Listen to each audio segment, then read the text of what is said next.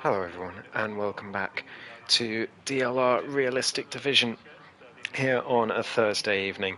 Hope you're all having a lovely week and looking forward to more racing. So, if you're new to DLR, the Realistic Division, everyone's in cars which have realistic performance. So they actually perform the same way they do in real life or close to. And there's contracts given and all sorts of shenanigans to try and make it as much like, well, I suppose realistic is the word, as much as realistic as possible. But it's always a good, a good show, and hopefully it will be today in Imola as well. We got Melvin as the championship leader once again after we lost the lead in Jeddah last week, well, 2 weeks ago, to Mr. Chris, but Mr. Chris not racing today. So a big chance for Melvin to extend his championship lead. Hello JB in the chat. Let's get everything enabled. There we go. And let's ride on board with Jürgen. Jürgen's going to take us on a lap of Imola very shortly. He's coming to the chicane now on his out lap, but he'll be the first to do it. The Williams pair almost had an incredible week last week. But Jürgen coming on the final corner now to start his first effort. DRS open all the way down towards turn 1 and then turn 2, which is the actual first corner that you have to brake for. Brake out the 100-meter board, left and right.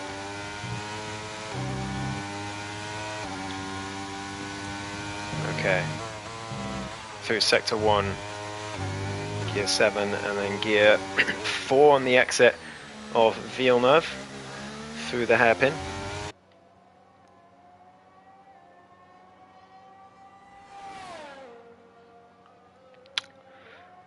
A very difficult corner, this one. The left-hander really tricky to get right. And down towards Acqua Minerale.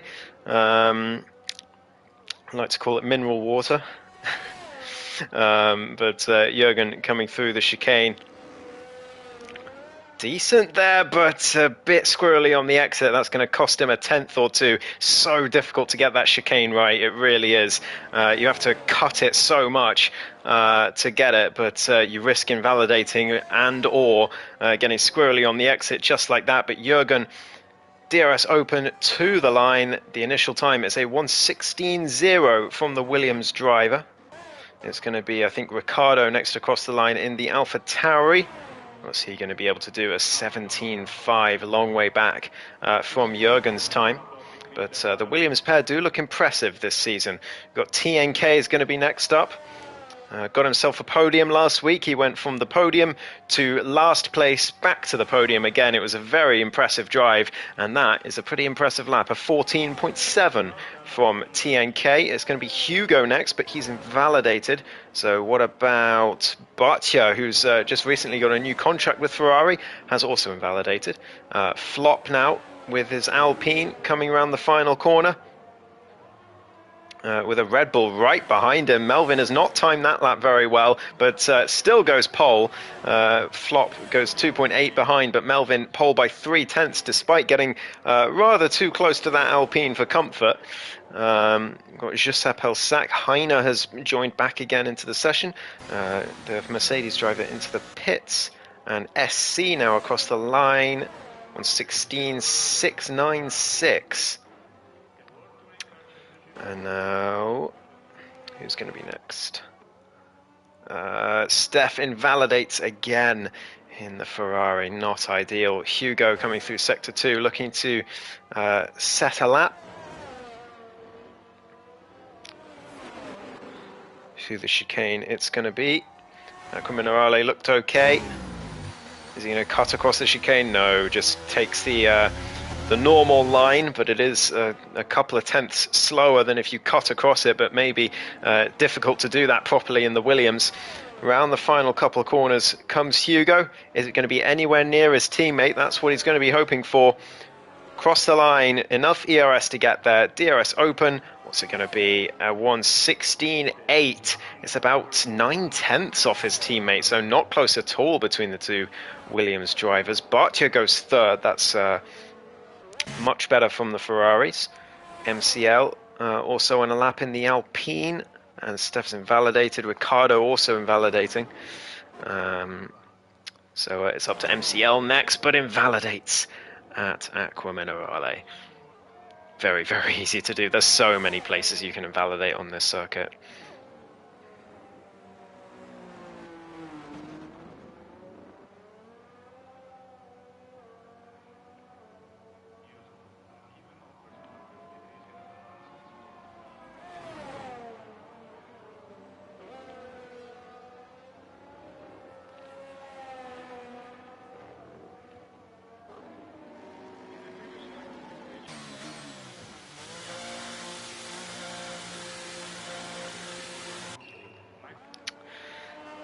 Bartia not on a lap. Yeah, not many people on laps at the moment. A few on out laps. Sepel Sack, Hotline Blang, and Heine. Heine in the Red Bull needs to put in a good performance here.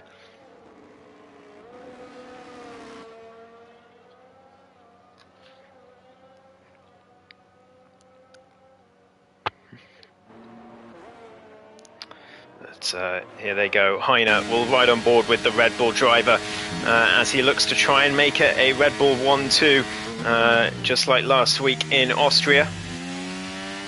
Could easily have been a 2-3 for them. Mr. Chris was looking very, very strong, but it all went wrong for him in the very late stages of the race, and Red Bull picked up a 1-2. Heine's had been on the podium in every race so far this season. I think the only driver to do so, but hasn't gotten himself on the top step yet, so he'll be hoping to do that at some point this season. He did it in the Aston Martin last season in Hungary. It was a fantastic drive from him as he gets a big snap on the exit of Acqua Minerale. But down towards the chicane, 49.5 in Sector 2. That's much more like the line I was expecting through that tight chicane. Just cutting straight over the curbs. Down towards the last couple of corners now, braking hard for an ultimate corner, and now the last corner. Heine down towards the line in the Red Bull. Is it going to be anywhere near the championship leader? Yes, just about 0.08 of a second behind. Very, very close between the two Red Bulls. But it's looking pretty competitive between them two at the moment. I'm assuming that's Mr. Chris in the chat. Shame you couldn't race today. It's good to see you watching nonetheless. See how your rivals do. Giuseppe Elsac looks like you're going to start another attempt in the Mercedes.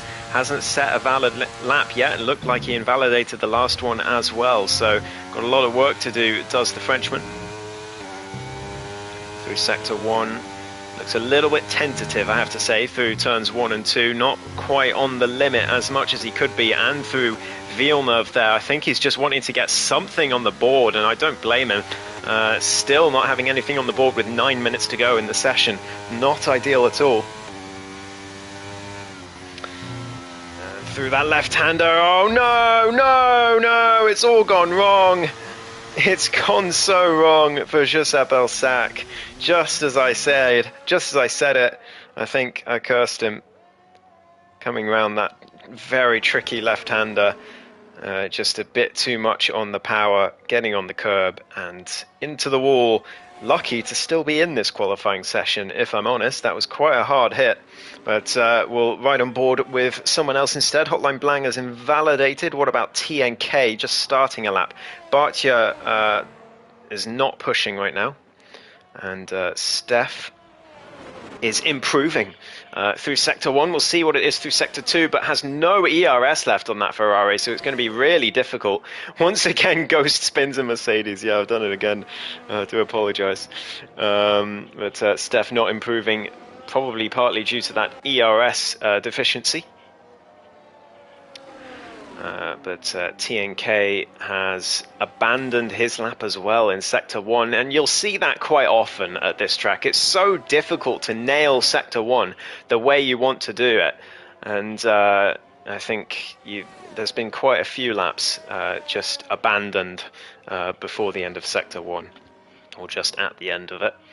Bartia on another lap. Ricardo coming to the end of his lap, very squirrely on the exit, but isn't improving, so he's going to go again in the AlphaTauri.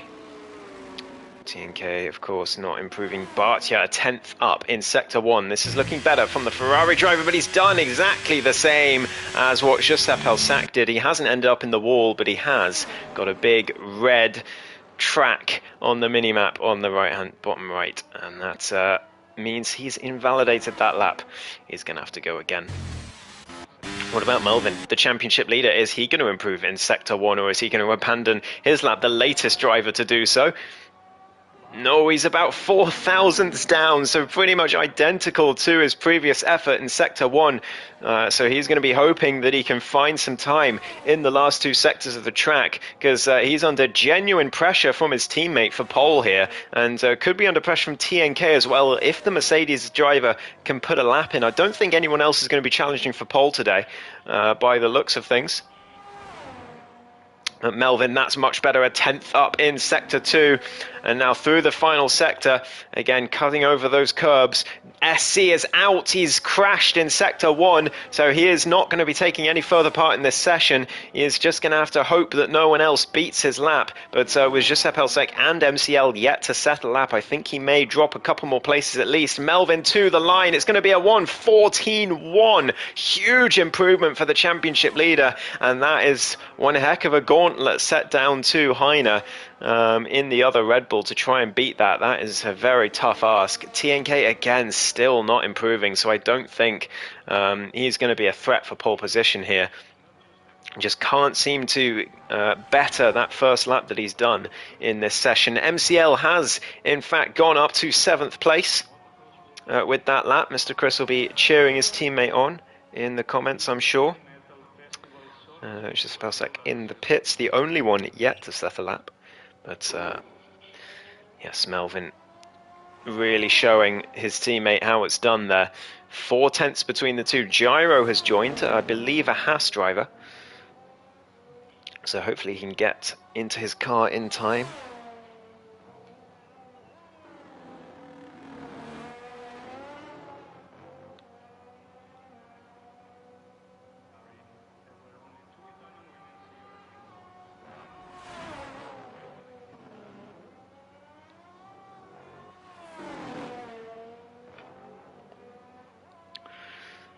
Melvin into the pits.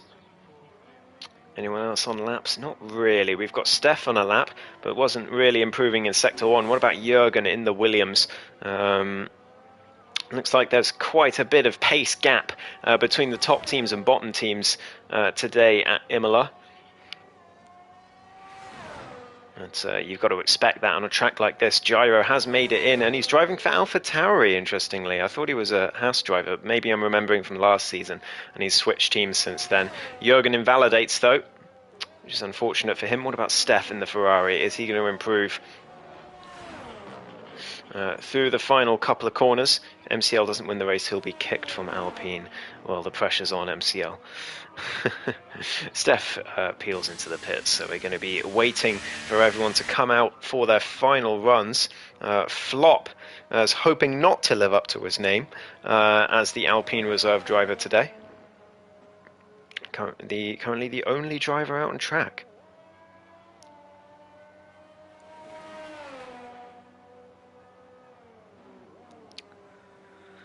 Those in the pits have got to be careful, though. They can't come out too late. because otherwise you're going to end up with a long train of drivers at a track like this. You don't want to be near a driver in front, and it makes sense why Melvin improved so much in the latter half, because he was stuck behind that Alpine for the last sector or so of his lap, so it makes sense that he improved a bunch based on that. But still impressive to deliver the time, because it can be tough around this track. I know I struggle with qualifying at this track. It's really hard to nail the lap that you want to get.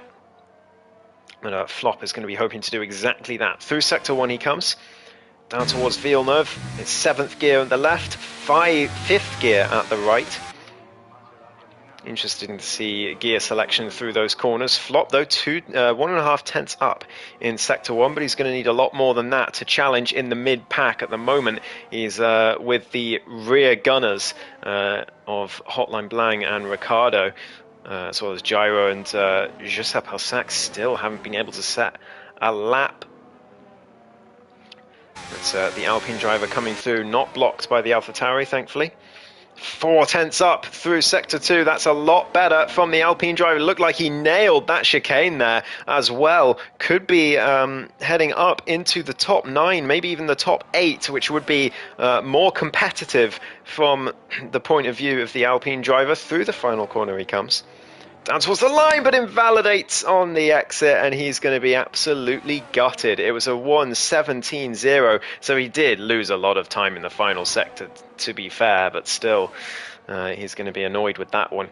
But showing that he can be competitive for pace, so he'll be at least encouraged by that. Hotline Blanc also on a lap in the Alfa Romeo, hoping to get himself into the better echelons of the midfield. 3 tenths up through Sector 1. That's very, very good from the Alfa Romeo driver. Coming through the middle sector now. Melvin's still in the pit, so he's not going to be setting another lap. He's happy with that 14.1. He doesn't want to waste another set of softs. So it's up to Heine and TNK to see if they can unseat him from that pole position that we're so used to seeing him in. Hotline Blanc 3 tenths up again through Sector 2, so not much improvement in the middle sector, but keeping the improvement that he did in the first sector. Down towards the last few corners. Hotline Blanc, here he comes. Final left-hander for the Alfa Romeo driver. DRS open to the line. Is it going to be any improvement in position? Yes, it is. P8 for now for him. Another 3 tenths he found in the final sector. That's a great effort from Hotline Blanc.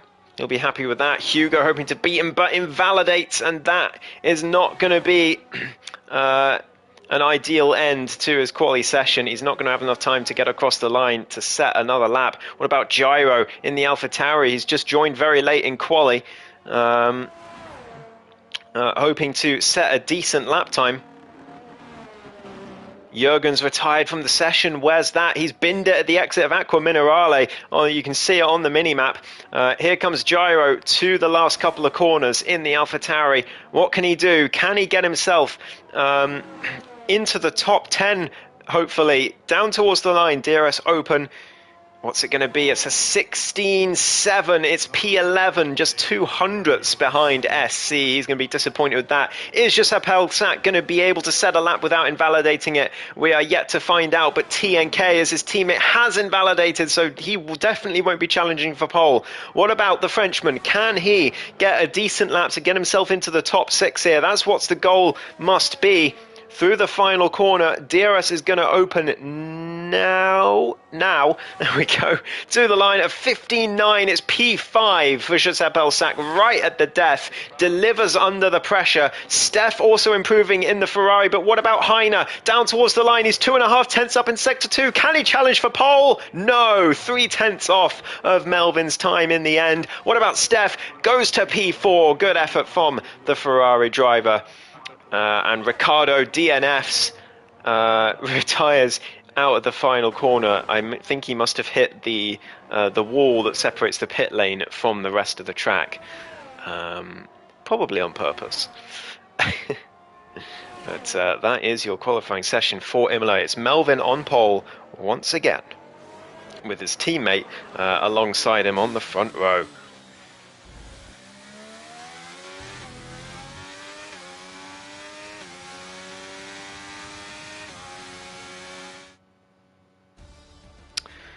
So it's Melvin who takes pole position once again in DLR Realistic, with his teammate Heine alongside him on the front row, but not really able to challenge him for pace in this qualifying session. TNK in P3 sat one lap and then invalidated all of the others. Didn't have the most ideal quali session, but he's still up there in P3, a long way clear of P4, who is Steph in the Ferrari, followed by his teammate in the other Ferrari, 15.3 and a 15.4, exactly a tenth separating them. Josep Helsack in P6, delivering a pressure lap at the end of the session. Then Jürgen, MCL and Hotline Blang and Hugo make up the rest of the top 10, with SC who DNF'd midway through in 11th. And then Gyro, Flop and Ricardo makes up the rear of the grid.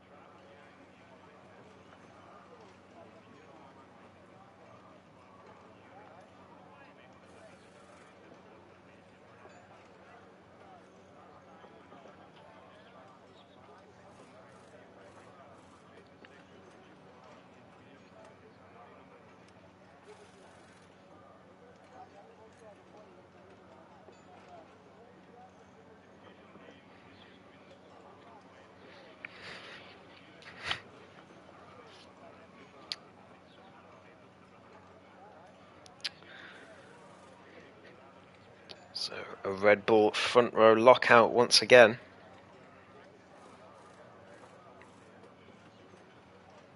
Can they convert it into another 1-2? 2 weeks in a row it would be. TNK will be hoping to stop them from doing so. I don't think anyone else will be in contention in a clean race here, but here we go. 3, 4, 5 red lights.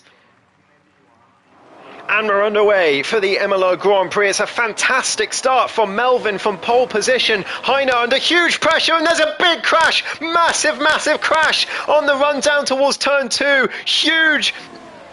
Loads of cars involved. Heine down to P8 and Barcia down to P9 as well. Steph up to P4. TNK manages to survive somehow. He was one of the cars that was in those 3 cars that were side by side. On the run towards the first corner, and somehow he survived unscathed, but they all file through now. A couple of cars side by side. We're nearly 3 wide down towards this left-hander. Heine's got to be careful here. He's trying to make progress back up the grid. Down the inside of the Ferrari he goes, and he makes it work in the Red Bull, but he's got SC now ahead of him, and these two... Well, SC was in the Red Bull last season in what is now Heine's seat, and Heine loses a huge amount of time behind the Aston Martin Thuracco Minerale, and both Ferraris get by. SC, what a start for him as well at the front of the field. Barcia and Steph swapping places in the Ferraris. We've got an Alfa Romeo with no front wing. That's Hotline Blang. After his decent qualifying session, he'll be disappointed. There's damage as well to Steph's Ferrari, so he's going to have to come into the pits for a new front wing. What about Heine? He's doesn't look like he's got any visible damage to that Red Bull. And we will put up position changes. So SC up 7. What a start for the Aston Martin. Really taking advantage of the chaos that happened at the start. MCL up to P3 as well. Up 5 places in his Alpine. What a start for him. 6 spots for Flop and Ricardo. As well in P7 and 8, but Heine, the big loser from the front, and as well as Steph, Jürgen and Josep Helsack after that pressure lap at the end. He's back to the back of the grid once again for a new front wing, but Heine now trying to put SC and Barcia under pressure. The Ferrari driver's gotten past, but he's gone very wide. Aqua Minerale, huge mistake for SC at the same corner, and he's round on the exit. Oh, his fantastic start is all undone in one corner, and he's back down to P9 and to the back of those who haven't pitted yet. And that's a real shame for the Dutch, I think, driver. I'm pretty sure he's Dutch. Melvin. Takes the fastest lap at the front of the field. Nothing to worry about for him. Nothing to worry about for TNK either. He's 1.3 seconds behind, but a long way ahead of MCL, and now Heine looking to get his way up to P4 again in the Red Bull down the inside of Barcia, and he makes it work into the first few corners. Don't think Barcia's really got any answer for that through Villeneuve. He certainly doesn't, but a huge slide for Heine is only matched in mistake by Barcia's poor turn-in for the right-hander. Turned in far too early, got ate up too much of that curb, and lost the time that he would have otherwise gained. But most of the grid starting on the mediums, although a few have pitted, obviously. Well, I say a few. 5 drivers have pitted in the early stages after that massive crash in towards turn 1. But Heine will be now looking to catch MCL in the Alpine, 2.2 seconds up the road to get himself back on the podium, but he's got some work to do if he wants to secure another 1-2 for Red Bull this week. SC round at the same corner once again in his Aston Martin. He's not having a good time at Aqua Minerale today. Hugo starting on the soft tyres, and then those who have pitted mostly gone onto the mediums, but Hotline Blang also going onto the soft tyres. They do last a fair distance on this track as Hugo gets his way past Ricciardo with DRS. But yeah, you can't really rely on them for a race distance unless it's near the end still. So interesting strat from Hugo and Hotline Blang especially, I think. Starting on the softs is a legit strategy, but pitting onto them after a big collision, I would turn my nose at. If I was in the cockpit. It's not what I would do, but I trust. I trust that Hotline Blang has a good plan, and hopefully it works out for him. Heine with a 3-second time penalty already for track limits. It won't be the last today. It's very easy to get track limits penalties around here, but even so, he's going to be a bit disappointed in himself to get that on lap 4 of 32, but he is fighting his way back through the pack. He's already caught up to MCL, and I think that podium position is going to be gone just as soon as he got it. Heine with the DRS breezes through with the straight line speed of that Red Bull. No chance for MCL. Heine back to P3, 4.3 seconds now to TNK for second place, to get himself back into that P2 position that he will feel he should be. So, keep an eye on that gap as it progresses over the next few laps. 4 seconds now, so already down 0.2 in the last few corners. But Barcia now looking to challenge MCL for that P4.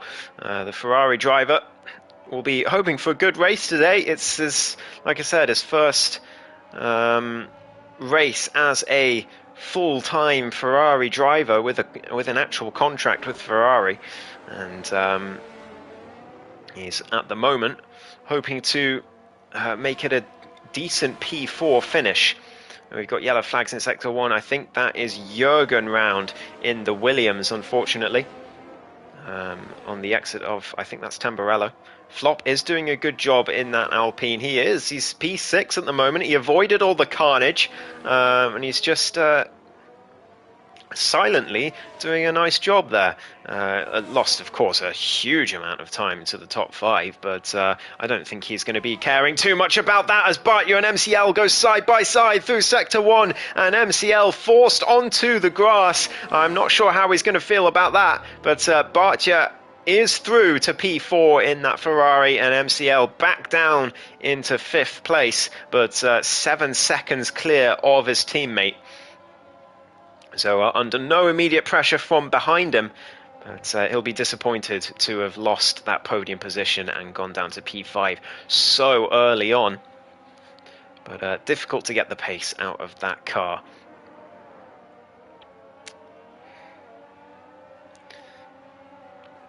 So not really many battles happening on the track at the moment. We've got Hugo catching up to Ricciardo, who's doing a good job in his AlphaTauri. Hugo on those soft tyres will be hoping to get as much out of them as he can. Not in the best car, of course, on the grid, but far from it. But if he can get himself some good points today, I think he'll be happy. Chris says he needs Heine and Melvin to DNF and it will all be good. Well, it'd certainly be good for your championship hopes, Chris. I don't know if you plan on missing any other races this season. Hugo, though, has come in for an early stop on those soft tyres, and he'll be hoping that he doesn't come out behind those who've already stopped, such as the likes of Steph and Hotline Blank, but I think he's going to come out behind Steph at least. As he's just getting his tyres put on and he's just peeled out the pit lane, but it's a long pit lane here in Imola. You don't get to accelerate until about where the safety car is, and he is indeed behind Steph as he exits, but I think he's going to be in front of Hotline Blang, and yes he is. Hotline just coming through past the line now, and the Williams is already past turn 1, so some clean air for Hugo on fresh mediums, so he'll be fairly happy with that result, I think. After pitting on those softs, he's going to be doing a 2-stop here. Those mediums will not go to the end without some serious risk. As Hotline Blang a 10th down in sector 1, and a huge slide on the exit of the hairpin, and that could invite Gyro to have a go on the exit, but he's just not close enough to take advantage as they head through the left-hander and down towards Acqua Minerale. But there's just not enough space for Gyro to make a move at this point in the track, and a bit of lag, I think, distracted him as he gets a slide out of the corner as well. Still trying to follow this Alfa Romeo, who's got to be struggling on those softs by now, I would have thought. Well, not struggling, but starting to feel the burn if Hugo's already pitted on the softs that he's started on.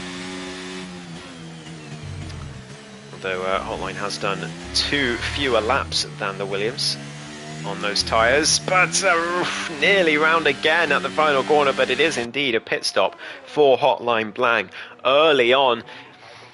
And yeah, like I said, just can't really rely on those softs as a race tyre around this track. They deteriorate far too quickly, and Hotline has just learned that. He's onto the fresh mediums, and that means every single car on the grid is now on the medium tyre.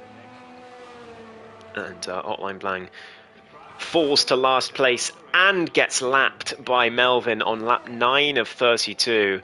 And I think, well, that might just be already race over for him. I wouldn't be surprised to see him peel into the pits and retire in the next few laps, to be honest. Because unless a safety car comes out before the halfway point in this race, I think he's just going to have to stay lapped. And once you're lapped, not really much you can do about it in this game. It won't let you unlap yourself at a safety car. That's too complicated for the poor programmers, who are probably not paid enough for the work that they have to do. You're in a VC with SC, and he's complaining about how much he's nearly spinning. I think it's just a skill issue, says Mr. Chris in the chat. Well, it could be a skill issue in terms of tyre temps. Maybe he's got his pressures too high, or maybe just struggling with the wear of the tyres. Although that can't be it because he was spinning early on. So could just be that this track doesn't gel well with the former Red Bull driver. Melvin was certainly rather a backhanded compliment towards Heine. It was a compliment to Heine and a sort of subtle, not so subtle dig at SC, his former teammate, in the press in the last week, saying something like Heine is actually competent, I think were his words. So as SC, well, as if on cue, gets a 3-second time penalty for track limits. Lap 10 of 32. Still a long way to go in this race, so about a third of the way through. No battles on track, but we're going to get one soon because Heine is only 1.2 seconds away from the Mercedes driver of TNK, but he's got a huge distraction in the form of Hotline Blang in the Alfa Romeo, desperately trying to get back onto the lead lap, or at least stay as close to it as he can so he can take advantage if there's a safety car. But it must be a huge distraction for Heine to have a ghosted Alfa Romeo basically inside his car through the tricky corners of Imola. And without DRS, Hotline Blang does have the DRS. Is he going to be catching the Red Bull on the straight? He is indeed, but not by enough as they brake for the first braking zone on the circuit. And takes a much poorer line from Dan Heine through this first sector. So I think Heine should be able to pull away now, although Hotline is on fresher tyres, and that was a poor exit by Heine. So there could be more unlapping shenanigans going on here as Heine struggles through the corners, and in fact he's not able to get in that 1 second range of TNK, perhaps struggling with dirty air, perhaps struggling with the tyre wear, who knows. Mr. Chris thinks it's a penalty in the chat for Hotline Blang, but that's for the stewards to decide. I will not voice not voice my opinion on that. Ricardo, the next victim of track limits, as he gets himself a penalty. He's running well though in P7 from the back of the grid. He's doing a fantastic job at the moment. But again, Heine is now catching TNK once more, but just over 1 second at the DRS detection point, which is a couple of corners ago. So no DRS for the Red Bull, but he does have the superior straight line speed. He does have the slight slipstream from up ahead. And it should get him to catch a couple of tenths on the straight. It does indeed, but he's still going to nail the rest of the track, and that is not nailed at all. Turned in too early for turn 3. Is the first braking zone turn 1, or is it turn 2, like in Austria, where it's stupid and they count the kink and the straight as a corner? Again, Hotline Blang is trying to unlap himself, and I mean, at this point, Heine must be getting quite frustrated seeing that Alfa Romeo's ghost directly in his vision throughout those tricky sections of the lap.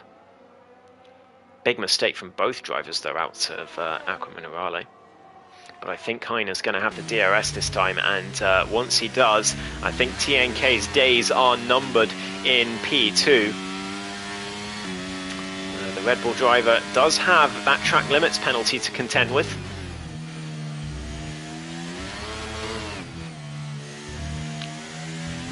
But DRS is now enabled for the Red Bull. Let's have a quick look at ERS. TNK with about 95% I can see on that steering wheel. So he's got plenty to defend with. Heine doesn't have anywhere near as much, but he doesn't have to use anywhere near as much. Of course, he's in a Red Bull with DRS at Imola. So you have to think that TNK's defense will only last so long, but I'm sure he's not going to just let the Red Bull driver go, especially when Heine has a penalty to his name. TNK will feel like he has an opportunity here to split up the Red Bulls. Chris says, yes, turn 1 is turn 2, if you know what I mean. Yeah, I know what you mean. Thank you for the clarification. I wasn't entirely sure.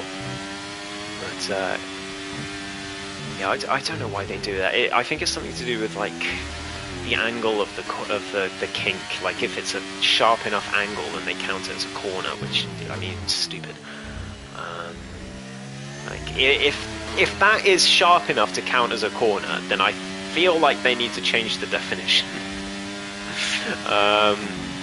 I know these are F1 cars, so they'll go straight line through parts of tracks which road cars will not, but even so, But anyway, Heine now with the DRS, and TNK is going to be... No, he's not using the ERS. He's just going to let the Red Bull through. He doesn't want to contend after all. He just wants to secure P3. He's 11.5 seconds clear of Bartja. The other Ferrari of Steph has just binned it in Sector 2 and loses a couple of positions as a result. But Heine back up to P2.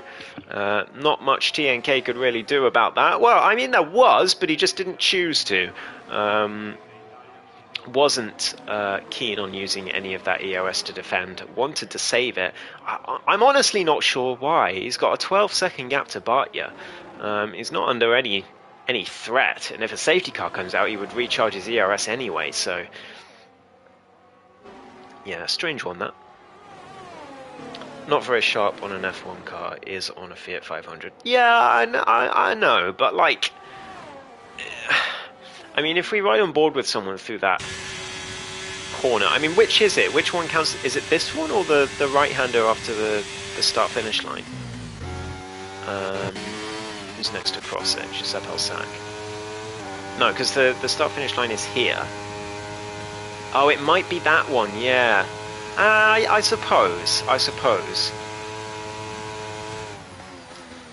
But I don't know, but there's a pit stop for Heine as we dwell on that. The Red Bull driver trying to get the undercut on TNK here. He knows he's got that penalty to contend with. He doesn't want to leave this to chance. So hard tyres it is for Heine.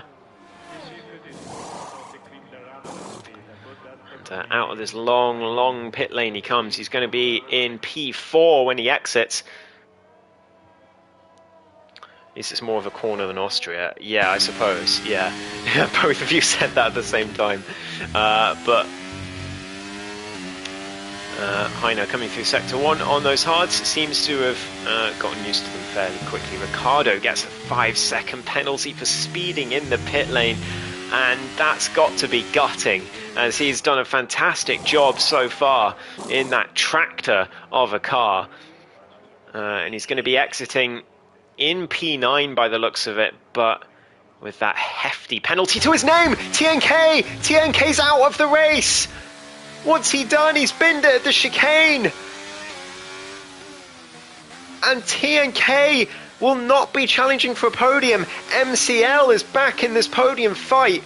His car's despawned before we could see where he crashed exactly, but it looks like on the exit here he's just tried to get too good of an in-lap to challenge Heine and to keep in the DRS when he exits the pits.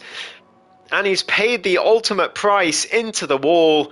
No points for TNK today. Hotline Blang is into the pits for intermediate tyres. Just Passak and Jürgen onto hards. Hotline on the inters, I mean, he's already lapped, so I suppose he's just doing it for the laughs, I guess. But yeah, I don't know how the admins will feel about that.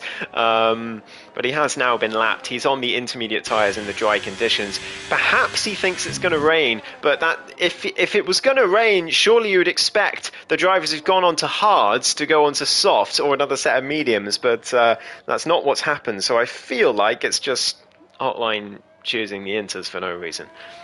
But maybe misselected. Yeah, that's also a possibility, Louis. But given that he's lapped already, I feel like it's just for a laugh. If I know my league races. Hugo for a new front wing on that Williams. Must have made a mistake at some point. Well, it can't have been that long ago because he was running decently until then. But new front wing, medium tyres for the Williams. And he's going to be hoping to take those to the end. SC has gone onto the softs, so maybe there is credence to the rain theory after all. The sky has definitely gotten darker since the start of this race, but whether that means it's going to rain is another question entirely. Hotline Blang may think so. I don't think anyone else does, perhaps with the exception of SC. He's not getting those softs to the end. Let's just clear that up straight away. So he is going to have to stop again.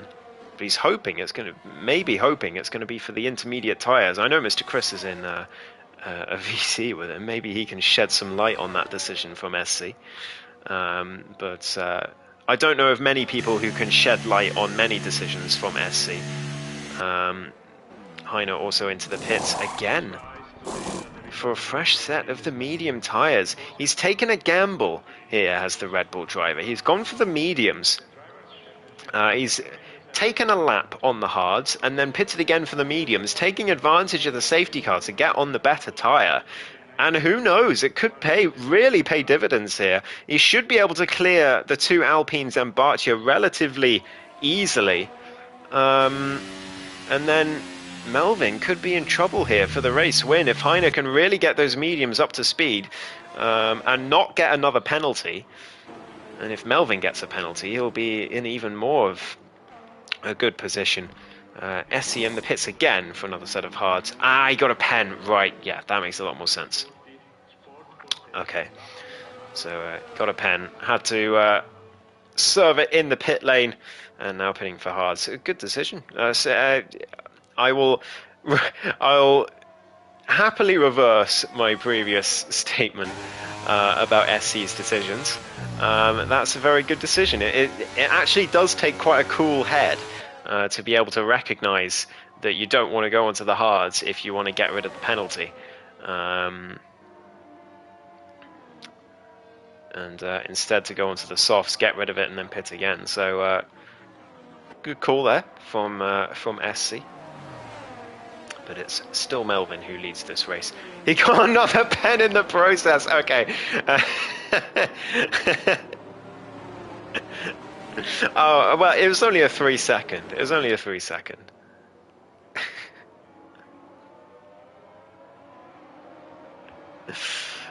Oh, but still. Well, I think the safety car should be in at the next laps. Truly a master of strategy. Truly.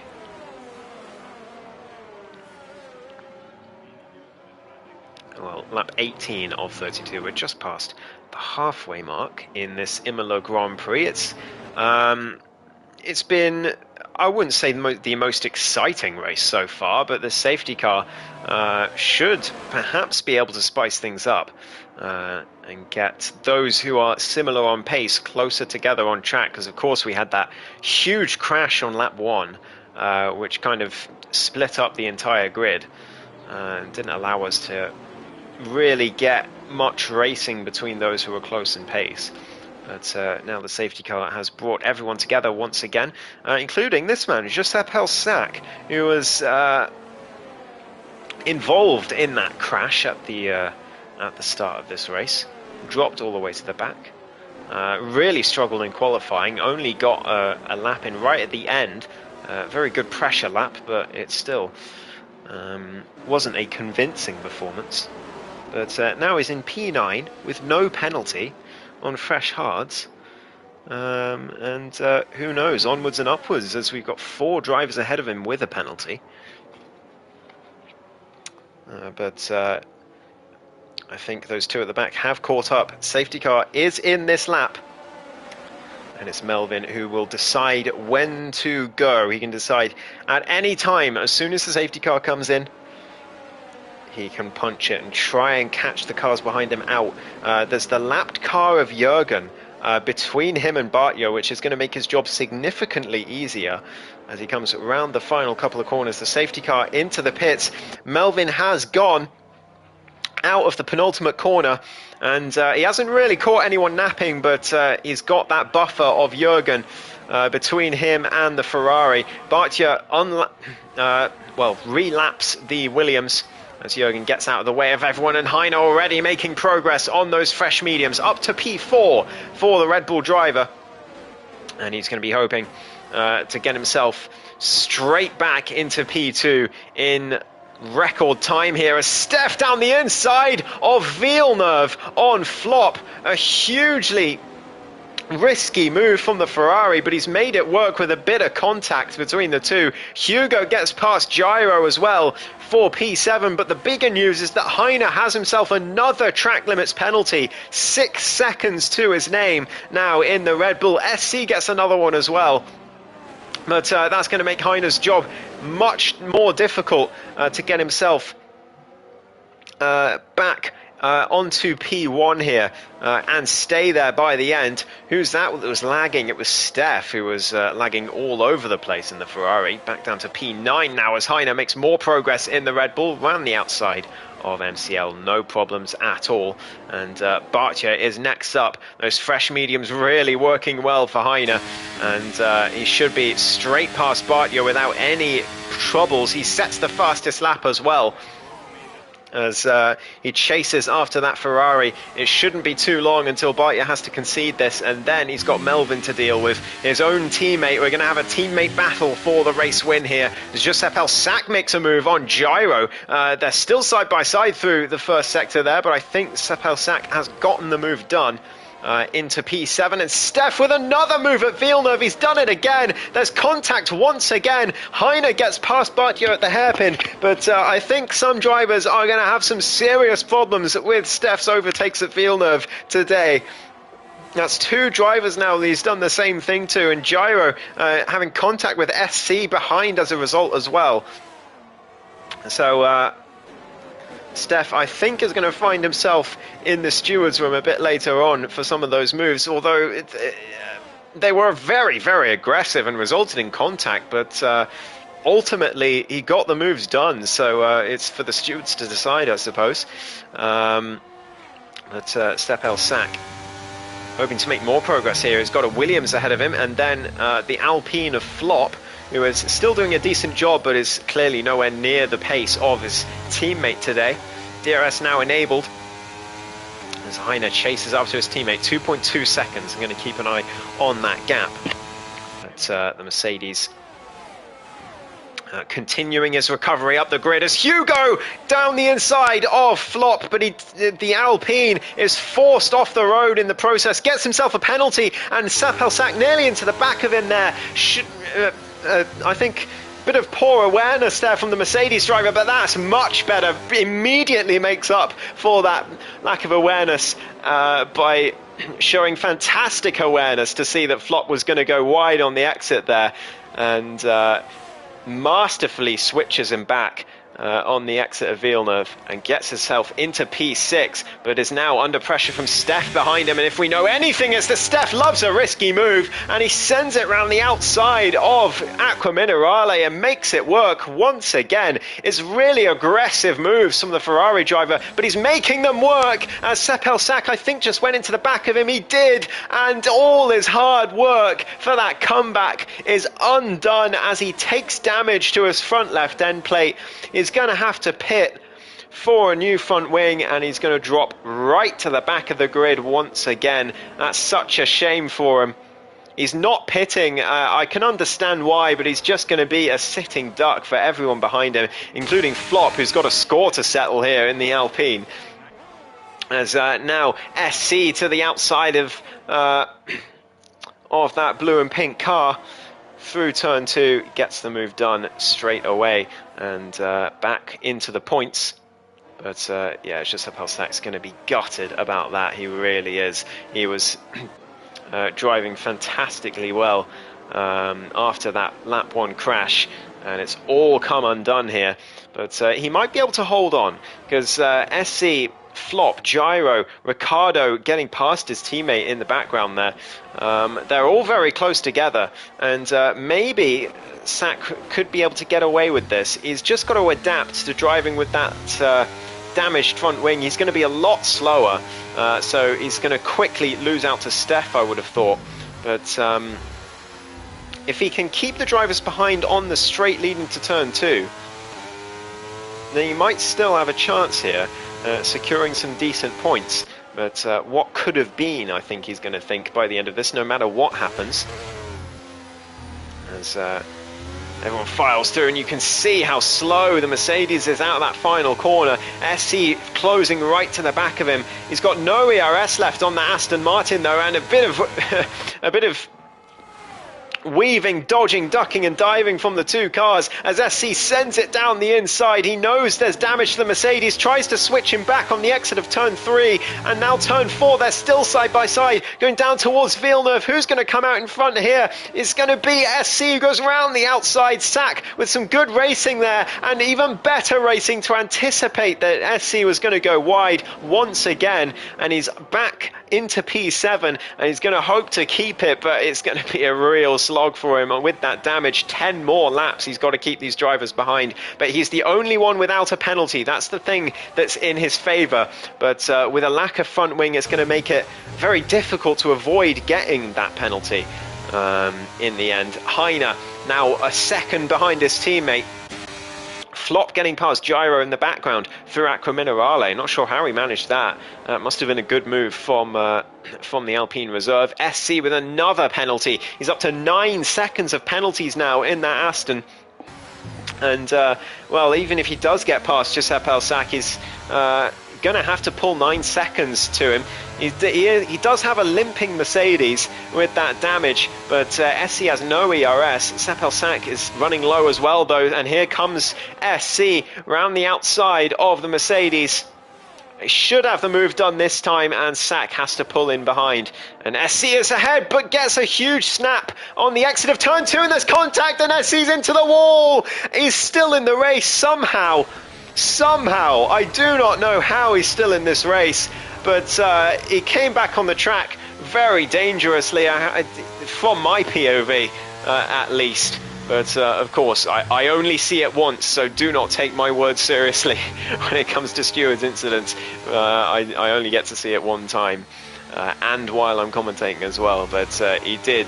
It looked to me, he came back on the track in a place where he perhaps shouldn't have done, and unavoidable contact with the Mercedes. So that's one driver out of those 4 now that Sepel Sack doesn't have to worry about, as SC is definitely going to have to pit for a new front wing, and could in fact just straight off retire from the race, because he's going to need another safety car or retirement. Melvin into the pits for fresh tyres. It's soft tyres for Melvin. Under the VSC, it's a huge risk from the championship leader. He's going for the fastest lap as well as the win here, but he's got a massive amount of work to do. He's going to be down in P6 as he exits the pit lane. It could be P7. There's the Mercedes in the background. Is he going to be ahead? It's going to be close. Sepel Sack comes ahead. Comes through down towards turn 2 and hits the back of the Red Bull as they head down towards the corner. Dires is enabled again as the green flags wave once more, but Melvin now, let's look at gap to leader, 22 seconds to his teammate, but of course he only has to catch 16 of those in order to win this race, because Heine has 6 seconds of penalties, and I think that's what Melvin is banking on. But he's only got 8 laps here to catch 16 seconds. It's definitely possible on the fresh softs, but we've seen how quickly those softs degrade from earlier in this race as Ricciardo gets past the Mercedes. The struggling Mercedes of Sack. That's how it's done, overtaking a struggling car around the outside of Aqua Minerale. Very brave, but very clean move from the AlphaTauri driver. Very nicely done. He's up into 7th place. Some drivers with some good points here, including this man, Hugo in the Williams, is running P4, looking for redemption for what happened last week. He was so unlucky with the double stack for the Williams. Could have been a fantastic double points finish for them, but this would more than make up for it if he can finish I'm going to say P5, because Melvin's on the softs, only 4 seconds behind him, but P5 would be an incredible result for him in this race. But Melvin is charging. Here he comes. He's got to unlap this Alfa Romeo. Must be quite distracting through the hairpin, but look at that mistake from the Ferrari. Look at the grip that he's got on those soft tyres, and he's straight through up to P5. 3.5 seconds to Hugo now. And let's keep an eye on the gap to leader. Now it's 18 seconds. It's come down by over 4 seconds in one lap. Absolutely incredible driving from Melvin here. Insane pace from the championship leader. Jürgen gets himself another penalty. Hugo keeps finishing so high since he's got that Williams seat. Redemption arc from last season, says Louis in the chat. I couldn't agree more. He is doing a brilliant job this season so far. Long may it continue, to be honest. He's really a thorn in the side of the drivers of the top teams so far this season. And yeah, I think he's going to score decent points for many races to come. Melvin now sets the fastest lap as expected by quite some distance. And he's got Hugo to deal with next, but I don't think the Williams driver will give him too much trouble for obvious reasons. Through Villeneuve they go. Just going to ride on board to see when the overtake happens. Through the hairpin he goes. Look at the extra grip he's got on the exit. Look at this, overtake enabled. He's going to go for it here on the left-hander. Hugo's not going to be happy of the place that he's gone for it, but he has made the move stick, has Melvin. And he's lost Hugo a little bit of time in the process, but with a 3.5 second gap to Steph, I don't think he'll mind too much as Melvin continues his charge now. 4 seconds to MCL, then another 1.5 to Barcia, and then, well, 10.5 to his teammate, but it's going to only be 4.5 that he has to catch in order to take that P1 with the fastest lap. That's what he's hoping for. It's a massive risk, I have to say. Huge risk taken from the championship leader here. He's risking 7 points for 6 points because they have the fastest lap. Risking 6 points for 1 extra it would be if he can pull it off. 5 laps to go. Gap to leader is 14 seconds, so he's got to pull another 8 seconds in those 5 laps. At the current pace, he will do that very, very easily. But the problem is going to be when those soft tyres start to degrade towards the end few laps of this race. SC gets another track limits penalty. Is he still driving around with no wing? No, he did pit. But he's back up to P10 because Sapel Sack had to pit as well. He's eventually said enough is enough to that damaged front wing. Probably should have called his losses earlier, but decided to drive on. But as soon as he got overtaken by Flop and Gyro, I think that was game over for him. And now out of the points, doesn't look like he's going to get anything from this race, which he's going to be so disappointed about because it was all so avoidable, I have to say. As now Melvin getting past MCL into the penultimate corner. Another fairly easy move. He's not going to get the DRS down towards turn 1 though. So he made the decision that it would be faster to just overtake MCL at that point. No, he did get the DRS, sorry, he did. He must have done it just after the DRS detection point, so masterful work there from the championship leader. You can see why he is the defending champion of this division. SC gets himself another penalty. I'm sure his last one was only like a lap ago. So I think maybe he's checked out in that Aston, just trying desperately to get the fastest lap, which belongs to Melvin, of course, but by how much? SC did an 18.5, Melvin a 16.1. Yeah. I think you might need to give up on that one, SC. As we've got yellow flags in sector 3, I think maybe that was SC spinning in the final sector. Once again, unfortunately for him. But here comes Melvin on Barcia into the chicane.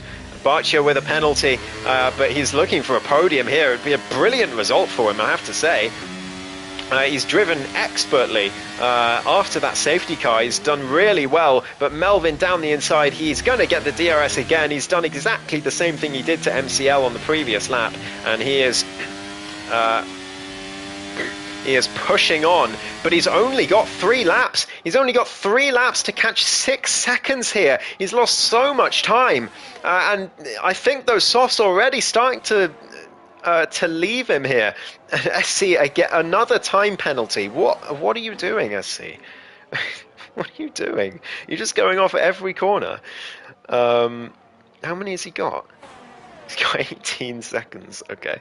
But Melvin got a long way to go here, and Heine, I think, could be on for a race win here. Melvin taking a massive gamble, considering he's in a close championship battle. I really don't understand why he's done this gamble. If it works out, then fair play, but at the moment, it's looking like Heine's going to hold on despite his penalties.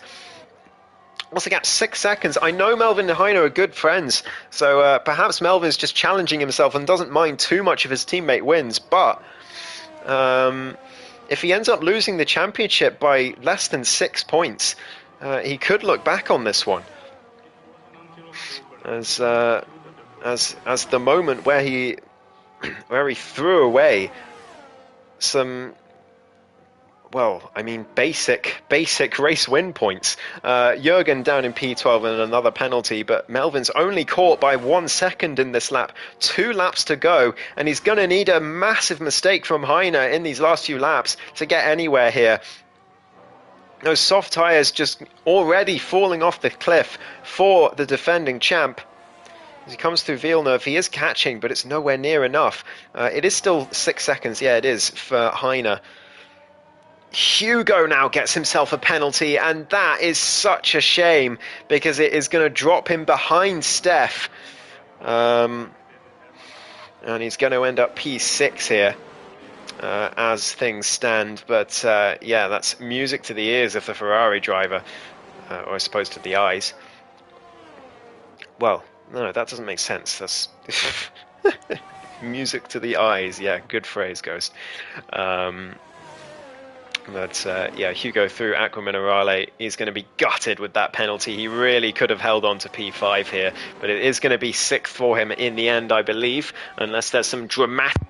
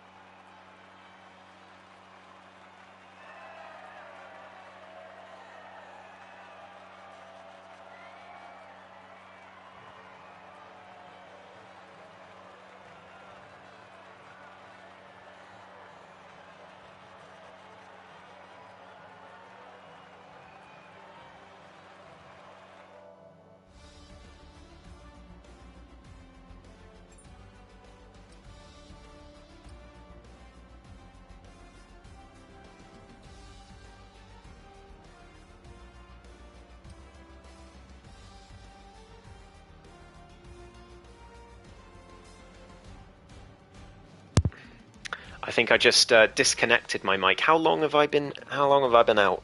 Hopefully not too long. But Heine wins the Imola Grand Prix with Melvin in second. Barcia finishes on the podium for the first time this season, I believe. MCL in P4, then Steph, Hugo in P6 in the Williams, Ricardo, Flop, Gyro and SC, the last of the points finishers, Giuseppe Alsac, Jürgen and Hotline Blang a lap down, and TNK DNFing from the session. 3 minutes. No, I'm so sorry, Heine. You didn't get the commentary of the race win at the end. I do apologise. Don't know why. Don't know how my headset got disconnected, but that is a shame. But anyway, my drive of the day from today. Oh, it's a toughie, really. Can't really say Heine because 6 seconds of penalties. I'm going to go with Barcia for his first podium in the Ferrari. It's a sort of qualifying that put him quite a way off the top runners, but took advantage of TNK's DNF, made a good strategy under the safety car, made it work, and finished on the podium. So well done to Barcia. Melvin is very annoyed at himself in the chat. So obviously it wasn't just a move to get his teammate to win and to try and give himself a little bit of fun. He genuinely thought he was going to win that race, but ended up 2 seconds off, and that is a huge loss of points for the defending champ. 6 points lost in the championship fight. But Heine continues his fantastic start to the season, so congratulations to him on his first win for Red Bull. And thank you all very much for watching. I hope you all enjoyed the stream today. Sorry about the mic muting at the end, or disconnecting, I should say. That's totally my bad. But yeah, not much I can do after the fact. But yes, thank you all very much for watching. Have a great rest of your week, and make sure you've subscribed to my channel if you haven't already, and leave a like on the stream as well if you could, would be much appreciated. And go and check out DLR's Twitch channel as well, DLR_TTV_official, and go and follow them too if you haven't already. So thank you all, have a great week. I've been Ghost, this has been DLR, and I'll see you next week. Goodbye.